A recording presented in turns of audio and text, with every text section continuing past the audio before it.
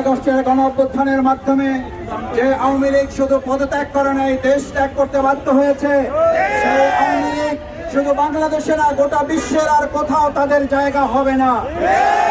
আমরা আন্তর্জাতিক পরিমণ্ডল, আন্তর্জাতিক গোষ্ঠীকেও জানাতে চাই যে আওয়ামী লীগ বাংলাদেশকে শেষ করেছে। এই আওয়ামী লীগ পার্শ্ববর্তী রাষ্ট্র সহ বিশ্বের যেখানে যেখানে আছে সেই জায়গাগুলোতেও তারা রাষ্ট্রের পরিবেশ নষ্ট করার জন্য যথেষ্ট ভূমিকা পালন করতে পারে। তাই আমরা আজকে আহ্বান জানাতে চাই, আন্তর্জাতিকভাবে এই আওয়ামী লীগকে কালো তালিকাভুক্ত, তাদেরকে গোটা বিশ্বে নিষিদ্ধ ঘোষণা করা হোক। সেই আহ্বান জানিয়ে আমরা আপনাদের সবাইকে ধন্যবাদ জানাচ্ছি।